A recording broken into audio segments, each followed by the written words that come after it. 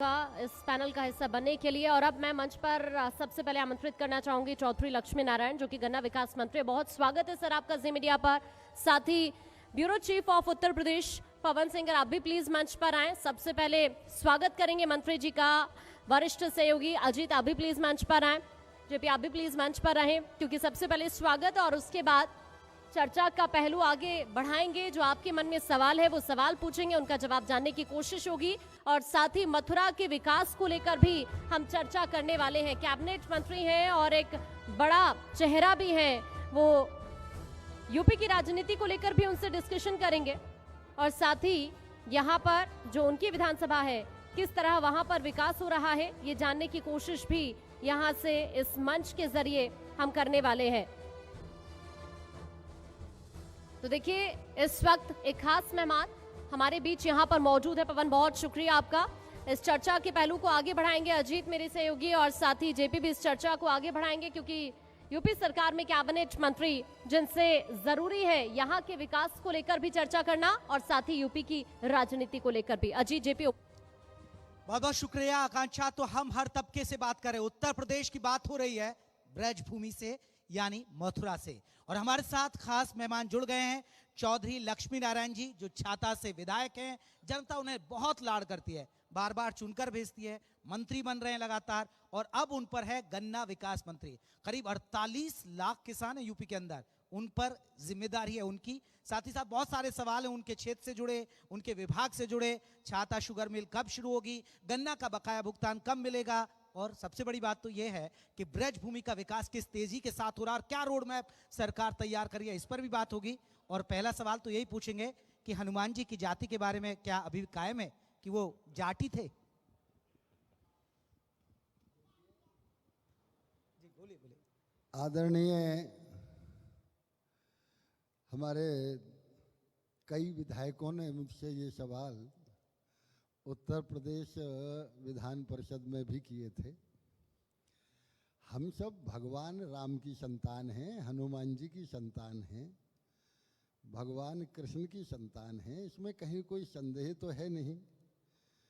लेकिन कोई व्यक्ति ये कहे कि मैंने विधान परिषद में ये जवाब दिया था कि हम हनुमान जी की संतान हैं, तो स्वाभाविक रूप से आज हम लोग ये तय करते हैं कि किस जाति में कौन से लक्षण हैं। हनुमान जी के बारे में ये कहा जाता है कि वो हनुमान जी दासानुदास भाव के थे। हनुमान जी बलवान थे। हनुमान जी हमेशा किसी असहाय की सहायता करते थे। हनुमान जी परम देशभक्त थे। वो सारे लक्षण जाट बिरादरी में भी मिलते हैं। इसलिए मैं ये कह सकता हूं कि हम हनुमान जी की संतान हैं और हनुमान जी हमारे ही पूर्वज थे। लेकिन विपक्षी दल को आपकी ये बात पसंद नहीं आई, उनको लगा कि ये पूरा पॉलिटिकल बयान है आपका। अब विपक्षी दल के बारे में मैं क्या कहूं, उन्हें तो कभी रात को भगवान कृष्ण दिखाई देने लगते हैं, कोई विपक्षी दल वाला कुर्ते के ऊपर जनेऊ पहनने लगता है, कोई लक्ष्मी गणेश नोटों पे छपवा रहा है, सिक्कों पे छपवा रहा है। तो जो विपक्षी हैं उन्हें सही मायने में देखिए, किसी भी चीज में जब तक व्यक्ति स्वयं पूर्ण रूपेण समर्पित नहीं होता तब तक वो उसका भाव नहीं जानता। अब विपक्षी लोगों को यदि वोट लेनी है हनुमान जी के, जो हनुमान जी को मानते नहीं है, जो हनुमान जी का विरोध करते हैं, उनसे वोट लेनी है, तो फिर वो हनुमान जी के बारे में कैसे ये स्वीकार कर सकते हैं? विपक्ष को लगता है कि जो आप लोग कर रहे हैं, आपकी पिच पे जाएंगे तभी उनको वोट मिलेगा, इसलिए कोई गणेश लक्ष्मी, कोई जनेऊ, कोई मंदिर की बात कर रहा है। उनको लग रहा है कि आपकी पिच पे जाएंगे तभी वो सफल होंगे, क्योंकि वो सेल्फ गोल कर रहे हैं और आपकी पिच पर आ जा रहे हैं। देखिए, एक स्वाभाविक बात है, यदि कोई भी आदमी फर्जी बात करता है, कोई भी आदमी डुप्लीकेट बात करता है, उसको जनता तुरंत पहचान जाती है। जो लोग कुर्ते के ऊपर जनेऊ पहन के पूजा कर रहे थे, उनकी स्वयं की जहाँ जहाँ वो गए वहाँ जमानतें भी नहीं बची, और जो उनकी पैतृक सीट कही जाती थी वहाँ से भी वो स्वयं वापस नहीं आ पाए। तो ये जनता असलियत को सब जानती है। जी लक्ष्मी नारायण जी, क्योंकि अब धर्म की बात चल रही है, धर्म नगरी में है हम, तो मैं एक सवाल, जो कि एक नारा बीजेपी के लोग देते रहते हैं और हम इस मंच से लगातार चर्चा कर रहे थे, अभी आपने सुन भी रहे थे जो वकील है महेंद्र प्रताप जी, कि अयोध्या तो झांकी है, अब मथुरा काशी बाकी है। तो फिर हम मथुरा की तरफ देखें कि अब जिस तरह काशी का आपने ज्ञान वापी का मसला देखा, वहाँ हिंदू धर्म कह रहा है कि देखिए वहाँ तो भगवान शिव विराजमान है, तो मथुरा में भी यही विवाद चल रहा है, यहाँ भगवान श्री कृष्ण के मंदिर की बात कही जा रही है। धर्मार्थ और संस्कृति विभाग भी मैंने 3 साल देखा है। ज्ञानवापी मस्जिद के सहारे आज जो हमारा काशी विश्वनाथ में गलियारा बना है, उस समय मैं ही इस विभाग का मंत्री था। अयोध्या में जब मुस्लिम महिलाओं ने सम्मेलन किया तब भी मैं इसी विभाग का मंत्री था। मैं पहले भी, आप लोग ये चला चुके हैं, मैं पहले भी कह चुका हूँ कि भगवान कृष्ण की वजह से भारतवर्ष की पहचान है। भगवान कृष्ण की ये अवतरित भूमि है, यहाँ वो अवतरित हुए। यदि भगवान कृष्ण का मंदिर मथुरा में नहीं बनेगा तो लाहौर में थोड़े ही बनेगा, या दुबई में और वहाँ थोड़े ही बनेंगे। तो यहाँ तो मंदिर बनना ही है, यहाँ तो भव्य मंदिर बनना है। अखिलेश यादव तो कह रहे थे कि मथुरा का नाम लेके आप लोग डरा देते हैं। अब अखिलेश यादव जी जब खुद ही डरते हैं तो उसके लिए तो मैं उन्हें सलाह दूंगा कि रात को जब सोए तो उन्हें हनुमान चालीसा का पाठ करके सोना चाहिए। जी सर, अब आपके क्षेत्र से जुड़ी बातें, क्योंकि आप पर गन्ना विकास मंत्री हैं और देखिए गन्ना किसानों की बड़ी बातें हैं। आप ने कहा था कि छाता शुगर मिल, क्योंकि एक बजट भी जारी किया जो पता चला, छाता शुगर मिल कब शुरू हो जाएगी? पहली छाता शुगर मिल की इस समय डीपीआर बन रही है, यहाँ से सारी टेस्टिंग हुई है। निश्चित रूप से हम 2024 में हमारा ये हमने फिक्स किया है कि 2024 में हम निश्चित रूप से छाता शुगर मिल चालू कर देंगे। सर, अब बात आती है गन्ना बकाये का। ऐसा नहीं है कि सरकार ने बहुत अच्छी पहल की और कई करोड़ आप लोगों ने गन्ना का जो पेमेंट था वो आपने बकाया चुकाया, लेकिन कई मिलों पर अभी भी बकाया है। और आपका एक बयान मैं देख रहा था, आपने तो दिसंबर तक शायद अल्टीमेटम दिया है कि अगर दिसंबर तक गन्ने का बकाया नहीं हुआ तो आप ताला लगा देंगे मिलों पर। तो आपको लग रहा है कि ये मिल वाले अल्टीमेटम को पूरा कर पाएंगे और गन्ना किसानों का जो पेमेंट है बकाया वो पहुंच पाएगा उनके पास? देखिए, जब से योगी जी के नेतृत्व में यहाँ उत्तर प्रदेश में सरकार बनी है, तब से गन्ने के विकास के संबंध में और शुगर मिल के संबंध में ये बहुत अच्छी तरह से जनता जानती है। पहले 2007 से लेके 2012 तक 19 मिल उत्तर प्रदेश की शुगर मिल बेची गई। 2012 से लेके 2017 तक 11 मिल और बंद कर दी गई। 30 मिल उत्तर प्रदेश में बंद हुई और आदरणीय योगी जी के आने के बाद 5 मिल, जिनमें 3 की क्षमता वृद्धि हुई और 2 नई मिल बनाई गई। अब के हम फिर और नई मिल लगाने जा रहे हैं। पहले उत्तर प्रदेश का भारतवर्ष के चीनी उत्पादन में 28% योगदान था। आज उत्तर प्रदेश का 40% योगदान है चीनी मिल में, कुल उत्पादन में। पहले से जितना क्षेत्रफल उत्तर प्रदेश में गन्ने का होता था उसमें 28% क्षेत्रफल की वृद्धि हुई है 5 साल में। और तभी वृद्धि होगी जब गन्ना किसान प्रसन्न होगा, जब उन्हें मूल्य ठीक मिल रहा होगा, समय पर मिल रहा होगा। पिछली बार 100% भुगतान शुगर मिलों ने किया था, कोई पैसा बाकी नहीं था 2021 में। इस वर्ष हमने 35,000 करोड़ रुपए का गन्ना खरीदा था, सभी प्राइवेट और कोऑपरेटिव और संघ की मिलों ने, निगम की मिलों ने। इस बार लगभग 31,000 करोड़ रुपया किसानों के खाते में जा चुका है।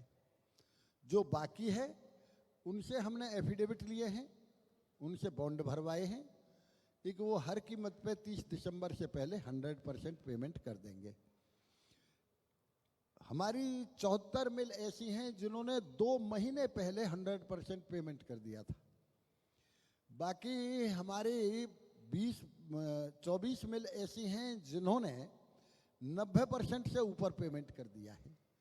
तो जो कुछ बाकी रह गया है वो हम 30 दिसंबर तक पूरा कर देंगे। और ये सब इसलिए हुआ है कि आदरणीय प्रधानमंत्री जी और मुख्यमंत्री जी की जो गन्ने की नीति है, जिसमें इथेनॉल को शामिल किया गया है, इससे किसान को भी लाभ हुआ है और शुगर फैक्ट्री के मालिकों को भी इससे आसानी हो गई है भुगतान करने में। इसलिए हम गन्ने का पेमेंट विगत वर्षों से बहुत अच्छा पेमेंट हुआ है। नई शुगर फैक्ट्री बना रहे, गन्ने का क्षेत्रफल बढ़ रहा है, गन्ने का उत्पादन बढ़ रहा है और जो भी बाकी है उसे हम 30 दिसंबर तक पूरा कर देंगे। अभी हाल में हरियाणा में सूरजकुंड में एक बड़ी बैठक हुई गृह मंत्रालय की। योगी मॉडल की चर्चा बहुत हुई। उत्तर प्रदेश में जो सुशासन था 2022 में, आप सुशासन पर ही वापस आए सत्ता में। अब माफिया अतीक भी कह रहे हैं कि योगी जी बहुत ईमानदार हैं। कल उनकी पत्नी ने भी कहा कि बहुत अच्छा काम कर रहे हैं। आपको लगता है कि उत्तर प्रदेश में अब कानून तोड़ने वाले कानून की बात कर रहे हैं? अब उनको लगता है कि उत्तर प्रदेश में उनका राज नहीं चलने वाला? देखिए, ये एक कहावत है कि खरबूजे को देख के खरबूजे का रंग बदलता है।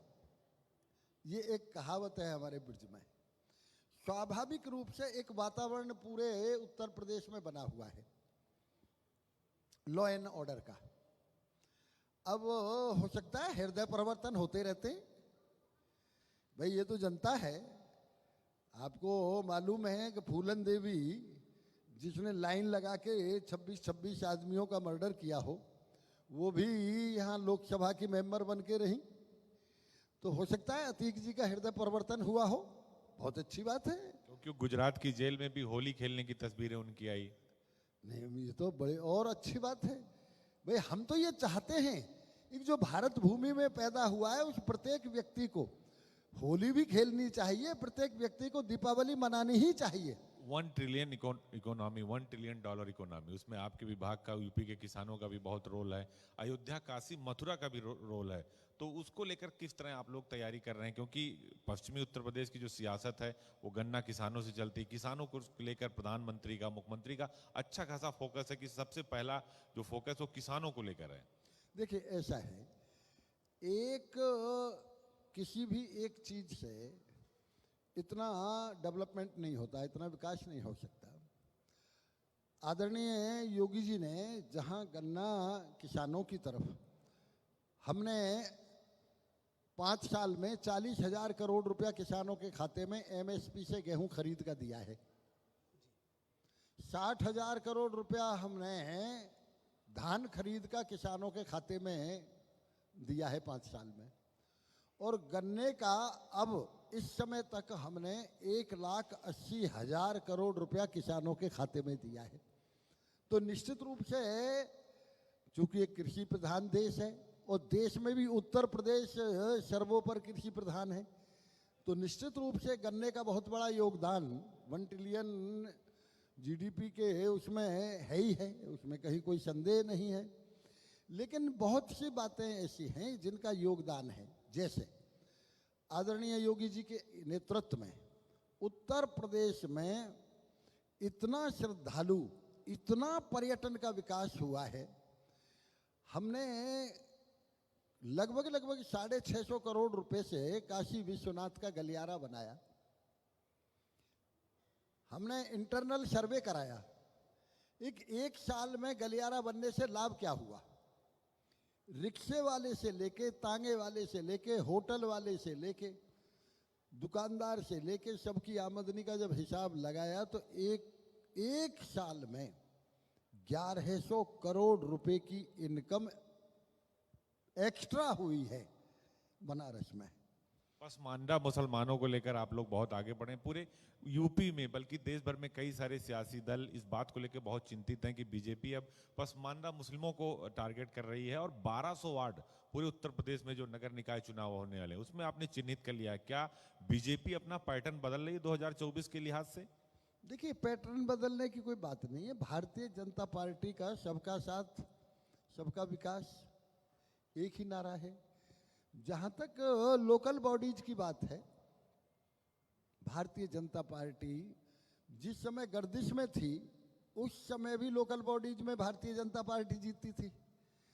तो आज तो योगी जी की और मोदी जी की लोकप्रियता चरम सीमा पे है। आज तो पूरे विश्व की सबसे बड़ी पार्टी भारतीय जनता पार्टी है। तो आज तो ये बात बड़े आसानी से हम कह सकते हैं कि स्थानीय निकाय के चुनावों में 100% स्थानों पे हमारी जीत होगी। जी मेरे सहयोगी अजीत जी, मंत्री जी आपसे सियासी सवाल पूछेंगे, लेकिन मैं आपको आपके ही क्षेत्र तक सीमित रखूंगा और आपके मंत्रालय तक। अब फिर गन्ना पर आता हूं मैं। आपने जिक्र भी किया, और देखिए जिस तरह इकोनॉमी में गन्ने का बहुत फर्क है और गन्ना किसानों का बड़ा योगदान है, और गन्ना उत्पादन में आपके यूपी ने टॉप भी किया। लेकिन सबसे बड़ी बात है, गन्ने के रेट की बात करते हैं, अब तीसरे नंबर पर खड़े हैं। पंजाब ने सबसे आपको ज्यादा दे दिया 380, हरियाणा 360 दे रहा, पड़ोसी राज्य आपका, लेकिन यूपी 350 पे खड़ा है। और मैं किसानों से बहुत अमूमन चुनाव से पहले, चुनाव के दौर बाद भी बात होती है, तो वो नाकाफी बताते हैं गन्ने के रेट को। देखिए, ऐसा है, पिछली बार जो गन्ने का रेट था वो हरियाणा का भी, पंजाब का भी, उत्तर प्रदेश का, इन तीनों का पूरे देश में सबसे ज्यादा था, 350 रुपये। चूंकि वो नई सरकार आई है इसलिए पंजाब में उन्होंने ये रेट बढ़ाया है। हरियाणा में निश्चित रूप से नेट वहाँ भी 30 रुपये उन्होंने पिछली बार बढ़ाया था, 380 रुपये है। मैं इस बात में ज़्यादा विश्वास करता हूँ कि किसान को सही समय पे मूल्य मिल जाए। आज हम रेट बढ़ा दें और उसको सही वक्त पे दाम न मिले तो फिर उस बढ़ाने का कोई लाभ तो होता नहीं। हम चूंकि हमारे यहाँ 2002 के बाद शुगर फैक्ट्रियों की हालत खराब हुई थी, पेमेंट नहीं हो रहे थे, इसलिए शुगर फैक्ट्रियाँ बंद हुई। शुगर फैक्ट्रियाँ बिकनी शुरू हो गई, या कोई शुगर फैक्ट्री लगाने को तैयार ही नहीं था प्रदेश में और लोग भाग रहे थे। इसलिए अब पिछली साल हमने बढ़ाया था 30 रुपये 25 रुपये रेट बढ़ाया पिछली बार। तो मैं ये कह सकता हूँ कि उन दो राज्यों के अलावा पूरे देश में हम किसी से कम यहाँ मूल्य नहीं है। उन दो के अलावा सबसे ज़्यादा मूल्य है, लेकिन समय पे हम भुगतान कर रहे हैं, ये सबसे बड़ी बात होती है। सर मेरे रैपिड सवाल होंगे जिसमें बहुत सारे छोटे छोटे 3-4 सवाल होंगे। सबसे बड़ी बात, एक युवा थे हमारे मथुरा के अंदर, ब्रज के अंदर इंडस्ट्री नहीं है। जो मथुरा का युवा है सर वो बाहर जाता है, दिल्ली एनसीआर जाएगा, फरीदाबाद जाएगा, नोएडा। दूसरा सर, छाता से आप आते हैं, छाता या उसके आसपास इलाके जो ग्रामीण क्षेत्रों को जोड़ते हैं सर, वहाँ सड़कों की हालत ग्रामीण क्षेत्रों में टूटी है। अभी आप मान लीजिए बारिश के बाद टूटी है, लेकिन बहुत हालत है। दूसरा सर, बस कनेक्टिविटी नहीं है, ग्रामीण क्षेत्रों को जोड़ने के लिए अभी ऑटो पर डिपेंड रहते हैं। ये 3-4 ऐसे छोटे छोटे हैं जो बुनियादी सवाल हैं और बुनियादी जरूरत है, जो आपके भी विधानसभा में और पूरे डिस्ट्रिक्ट में दिक्कत है। यहाँ देखिए, ऐसा है, जो युवाओं के फरीदाबाद और वहाँ जाने का सवाल है, आपको भी मालूम है पिछले 15 सालों में 2017 से पहले कोई उद्योग, मेरे यहाँ इंडस्ट्रीज एरिया है, मैं लगातार मंत्री और लगातार विधायक रहा, मैंने इंडस्ट्रियलिस्ट को बार बार अनुरोध किया आने के लिए, कोई तैयार नहीं हुआ। एक तो सबसे बड़ी बात ये थी, कनेक्टिविटी का सवाल था कि दिल्ली से मेरे क्षेत्र में कोसी कला आने में कम से कम 3 घंटे लगते थे। दूसरे नंबर यह है, सुरक्षा नहीं थी उत्तर प्रदेश में। तीसरे नंबर यह है कि जो भी इंडस्ट्रियलिस्ट था उसे इतना कष्ट उठाना पड़ता था। प्रपोजल दे आए, एनओसी नहीं मिल रही है 6 महीने, भ्रष्टाचार था। आज जब से ये योगी जी की सरकार आई है, आज मेरे क्षेत्र में एक फैक्ट्री, पेप्सी को 1400 करोड़ रुपए की एक फैक्ट्री लग रही है। उसके बाद में इस 5 साल में हमारी लगातार, उत्तर प्रदेश की बात नहीं कर रहा, आपने मेरे क्षेत्र की बात कही इसलिए मैं बात कर रहा हूं। मेरे क्षेत्र में लगातार कम से कम 4,000 करोड़ की फैक्ट्री इन 5 सालों में लग चुकी हैं।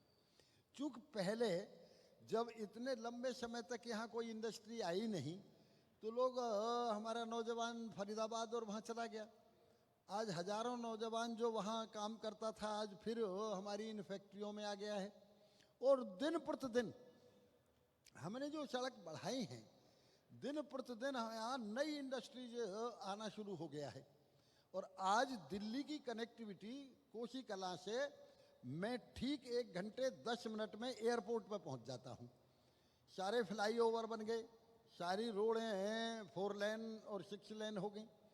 तो कनेक्टिविटी होगी, जहां माल का प्रोडक्शन होगा, जहां लेबर होगा, वहां इंडस्ट्रियलिस्ट जाता है। जहां सिक्योरिटी होगी तो यहाँ श्योरिटी भी है, यहाँ सिक्योरिटी भी है, इसलिए और किसी भी तरह का भ्रष्टाचार नहीं है।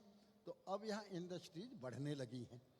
चूँकि एक सबसे बड़ी बात ये थी कि तार ट्रेपेजियम की वजह से बहुत सा इलाका ऐसा है जिसमें फैक्ट्रियाँ नहीं लग सकती, इसलिए हमारे यहाँ हरियाणा बॉर्डर पर वो सारी फैक्ट्री लगी हैं और अब वहाँ नौजवानों को रोजगार मिल रहा है। जहाँ रोड की बात है, मैं 1 मिनट में जवाब दिए देता हूँ। एक गांव भी छाता क्षेत्र में 1-4 घर की झोंपड़ी ऐसी नहीं है जिसमें बिजली ना हो और जिसमें सड़क ना हो। लेकिन लोग कह रहे हैं कम आती है अब बिजली। जब ऊर्जा मंत्री इस इलाके के थे तो मेहरबानी ज्यादा रहती थी। देखिए ऐसा है, ये आदरणीय योगी जी के टाइम में सबको मालूम है। मैं ये कह सकता हूँ कि जब कभी भी हम फ्लाइट से जाते थे तो ये पता नहीं चलता था कि दिल्ली से केवल लखनऊ पहुँचे, तब ये पता चलता था कि दिल्ली गई और लखनऊ आ गया। और आज जब फ्लाइट से आप रात को जाएंगे तो आपको हर गांव में बल्ब जलता हुआ दिखाई देगा हवाई जहाज में से। मैंने ये बात स्वयं आदरणीय अखिलेश जी से भी कही थी कि ये उत्तर प्रदेश है जहां हम चल रहे हैं। तो आज लाइट की इस तरह की कोई प्रॉब्लम नहीं है। सड़कों के बारे में मैंने बताया, प्रत्येक गांव सड़कों से जुड़ा हुआ है। मेरे अकेला एक क्षेत्र ऐसा है छाता, पूरे उत्तर प्रदेश में जहां 4-4 यूनिवर्सिटी हैं एजुकेशन के लिए, मेडिकल कॉलेज हैं, पॉलिटेक्निक कॉलेज हैं, इंजीनियरिंग कॉलेज हैं, ये सारी चीज़ें छाता क्षेत्र में आज मौजूद है। योगी, आप बात कर रहे थे सुशासन की कि पहले इंडस्ट्री नहीं आती थी, इंडस्ट्रियल नहीं आती थे। अब चूंकि 2017 से योगी आदित्यनाथ की सरकार है तो आपको लगता है कि बहुत सारा परिवर्तन हुआ है, बदलाव आया है? अब जो यहाँ की जनरेशन है जो पढ़ लिख कर बाहर जा रहे थे अब वो लोग यहाँ आएंगे। आप हमारे मन से, जो उत्तर प्रदेश उत्तराखंड के मन से यूथ को क्या भरोसा दिलाना चाहते हैं कि आने वाले टाइम में, क्योंकि सिंगल विंडो सिस्टम है, आपको 10 लाख ट्रिलियन डॉलर की इकोनॉमी में योगदान देना है, उत्तर प्रदेश के हर जिले की जीडीपी तय हो रही है, तो उसमें मथुरा भी आता है, तो मथुरा के लोगों को क्या क्या वादा करना चाहते हैं हमारे मन से? देखिए, जब योगी जी की सरकार आई उस समय मैंने बताया, मैं धर्मार्थ संस्कृति ये मंत्रालय मेरे पास था। सबसे पहले मथुरा में उन्होंने तीर्थ स्थल घोषित किए, पूरी यूपी में सबसे पहले। इसके बाद उन्होंने तीर्थ स्थल घोषित करने के बाद में यहाँ ब्रज विकास परिषद का गठन किया, ब्रज के लिए सबसे पहले। इसके बाद आदरणीय योगी जी अयोध्या यदि 101 बार गए हैं और बनारस में 89 बार गए हैं, तो मथुरा तीसरे नंबर पे आता है जहां वो 26 बार आ चुके हैं। इसके बाद यहाँ शिक्षा का, यहाँ जितने भी आज पर्यटक की ये स्थिति हो गई है कि पहले से कम 3 गुना पर्यटक मथुरा में आता है। मथुरा में, बरसाना में, नंदगाम में, गोकुल में, इनमें 3 गुना आता है। आदरणीय योगी जी के आने से कुछ अर्थ होता है। जब से आदरणीय मोदी जी बद्रीनाथ के दर्शन करने गए हैं, केदारनाथ के दर्शन करने गए हैं, तब से वहाँ आप देखेंगे पर्यटक की संख्या कम से कम 4 गुनी और 6 गुनी बढ़ी है। आदरणीय योगी जी प्रतिवर्ष यहाँ जन्माष्टमी पे आते हैं। योगी जी प्रतिवर्ष बरसाना की होली भी खेलने आते हैं, यहाँ की गौशालाओं में भी जाते हैं, यहाँ के संतों के साथ भी भोजन करते हैं। इतना उनका प्रेम ब्रज के प्रति है। यहाँ मैं मथुरा के और ब्रज के समस्त नौजवानों को ये भरोसा दिलाना चाहता हूँ, एक उन्हें जो बाहर जाना पड़ता है रोजगार के लिए, योगी जी की सरकार में यहाँ इतने उद्योग धंधे लगेंगे, इतने शिक्षा के लिए यूनिवर्सिटीज और कॉलेज हैं, एक ना उन्हें शिक्षा के लिए कहीं जाना और ना उन्हें रोजगार के लिए कहीं जाना पड़ेगा। छाता शुगर मिल चलेगी, किसानों का भी निश्चित रूप से बहुत बड़ा विकास होगा और इससे नौजवानों को भी रोजगार मिलेगा, बाजार भी हमारे सरसब्ज होंगे। लक्ष्मी नारायण जी, आपने जिक्र किया और बहुत अच्छी बातें बताई, और ये सच भी है क्योंकि सीएम योगी यहाँ आते हैं, दिवाली पर भी, होली पर आते हैं और जन्माष्टमी के मौके पर भी कभी कभार आ जाते हैं, तो उससे यहाँ भव्यता बढ़ी है और श्रद्धालु की भी संख्या बढ़ी है। अभी आप लोगों का फोकस है कि बांके बिहारी कॉरिडोर पर भी आप लोग कर रहे हैं काम, तो आपको लग रहा है कि और श्रद्धालु की आने वाले वक्त में तादाद बढ़ेगी? और जिस तरह ब्रिज के लिए बाकायदा एक बोर्ड बना दिया गया है, तो उसके बाद यहाँ और डेवलपमेंट और श्रद्धालु का और भी संख्या में इजाफा देखेंगे? यानी निश्चित रूप से मैंने कहा कि जब से योगी जी की सरकार आई, एक धार्मिक वातावरण बना है, एक ब्रज के प्रति आस्था लोगों की बढ़ी है, इसलिए यहाँ श्रद्धालुओं की कई गुना ज़्यादा भीड़ बढ़ी है। हर आदमी इस बात को जानता है, एक बरसाने की होली में जो हेलीकॉप्टर से फूल बरसाए जाते हैं, तो वहाँ कई गुना नहीं, तो विपक्ष तो इसको इवेंट मैनेजमेंट बताता है कि देखिए होली पहले नहीं मनती थी, होली पहले मनती थी, अब ये लोग इवेंट मैनेजमेंट करते हैं, सिर्फ इवेंट बनाते हैं उसको। देखिए ऐसा है, विपक्ष पे आरोप प्रत्यारोप के अलावा और कोई काम नहीं है। यदि पहले होली मनती थी तो वो तो स्वयं यदुवंशी हैं, यादव वंशी हैं, वो क्यों नहीं आते थे इस होली में? उन्होंने क्यों नहीं इसका ध्यान दिया ब्रज के विकास के लिए? वो भी तो बना सकते थे। इसीलिए तो योगी जी कहते थे कि धर्म और राष्ट्रवाद दोनों एक है, जबकि विपक्ष कहता है कि ये जानबूझ के धार्मिक पोलराइजेशन करते हैं और वोट बैंक की राजनीति करते हैं। दुनिया में आज तक भारतवर्ष के चाणक्य नीति प्रसिद्ध है। चाणक्य ने कहा है कि राज बिना धर्म के अधूरा है और बिना धर्म के राज निरंकुश होता है। इसलिए राज तो हमेशा ही धर्म के अनुसार चलना चाहिए।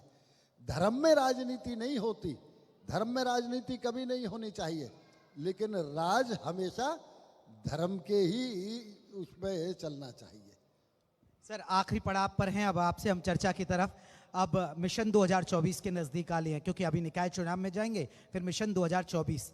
अब जिस तरह आप लोगों ने आजमगढ़ और रामपुर उपचुनाव जीता, उसके बाद संभावनाएं 80 सीटों की है। अब रामपुर भी आ गया, आजम खान क्योंकि उनकी विधायकी चली गई है, तो रामपुर में भी आप संभावनाएं देख रहे हैं उपचुनाव होगा? तो जब आजम खान एमएलए थे तब भी हम रामपुर जीते, तो इससे कोई फर्क नहीं पड़ता एक उनकी विधायकी गई या नहीं गई। उनकी पत्नी आज भी एमएलए है, उससे कोई फर्क नहीं पड़ता। ये जो फर्क है ये तो योगी जी और मोदी जी की लोकप्रियता का फर्क है। लेकिन आजम खान ने इस बार कहा कि हमें इंसाफ मिल गया। कभी ऐसा बोलते नहीं, हो तो तकरीर करते थे, भाफड़ देते नहीं थे, लेकिन इस बार उन्होंने कहा कि इंसाफ मिला, जबकि सजा भी हो गई, विधायकी भी चली गई। देखिए, जैसा कर्म करेगा बंदे फल देगा भगवान। अब इसमें और कोई क्या कर सकता है? तो कोर्ट के उस पर तो टिप्पणी करने का हमारा कोई अधिकार है नहीं, ये कोर्ट ने किया है। इसलिए मैं इतना ही, आजम खान और मैं दोनों विधानसभा में एक साथ सन 85 में गए थे, इसलिए मैं अच्छी तरह से जानता हूँ उन्हें। जो भारत माँ को डायन कह सकता है, आज उन्हें तकलीफ हो रही है। जो हेट स्पीच देते थे उनके लिए नजीर है नहीं, इसीलिए तो कोर्ट ने ये डिसीजन दिया है। तो मैं लेकिन सर, आप जो कह रहे थे कि देखिए हम चुनाव जीते हैं, विपक्ष तो ये कहती है, ये मेरा आखिरी सवाल, यहीं हम चर्चा को खत्म कर रहे हैं, कि आप ध्रुवीकरण की राजनीति करते हैं। आप बुलडोजर चलाते हैं तो एक समाज को टारगेट करते हैं, मदरसे के सर्वे होता तो आप फिर एक समाज को टारगेट करते हैं, मंदिरों की तरफ तो आप नहीं जाते हैं, आप मस्जिदों की बात करते हैं, बहुत चीजें हैं, वो कहते हैं कि सिर्फ एक समाज को टारगेट किया जाता है। देखिए, ये एक आरोप है। योगी जी ने जितने भी या मोदी जी ने जितने भी भ्रष्टाचार और जितने भी फ्रॉड के कारनामे हैं, उन सबके पीछे उन्होंने कार्रवाई की है। फर्जी, मुझ पे भी ये अल्पसंख्यक विभाग रहा है। मैंने जब सर्वे करवाया तो उस समय 20,000 मदरसे, इन 20,000 मदरसों को आर्थिक सहायता दी जा रही थी। जब मैंने सर्वे कराया तो 4,000 मदरसे थे ही नहीं। वो 4,000 की फर्जी आर्थिक सहायता दी जा रही थी। अब चूंकि पूरा सर्वे हुआ मान्यता वाला, उस समय भी हमने 4,000 मदरसों की वो आर्थिक सहायता बंद की, क्योंकि मदरसे थे ही नहीं, फर्जी चल रहे। उस समय भी वहाँ जो अध्यापक रखे जाते थे, किसी की सैलरी 2,000, 1,500 रुपये, मैंने सबके खाते में सीधे सीधे सैलरी ही सरकार से भिजवाई। तो जहाँ मदरसों की बात है, चाहे मदरसे हों चाहे फर्जी कॉलेज हों, उन सबके प्रति आदरणीय योगी जी ने कार्रवाई की है। यहाँ भ्रष्टाचार का कोई स्थान योगी जी के शासन में नहीं है। चलिए मंत्री जी, बहुत बहुत शुक्रिया। आपने अपने क्षेत्र से जुड़े मुद्दे, मथुरा से जुड़े मुद्दे, अपने विभाग से जुड़े मुद्दे और सियासी सवालों का बहुत ही बेहतरीन तरीके से जवाब दिया। बहुत बहुत शुक्रिया, आप हमारे साथ जुड़े और हमारे मंच पर आपने अपनी बात रखी। तो गन्ना विकास मंत्री लक्ष्मी नारायण जी हमारे साथ जुड़े। Over to you Akanksha.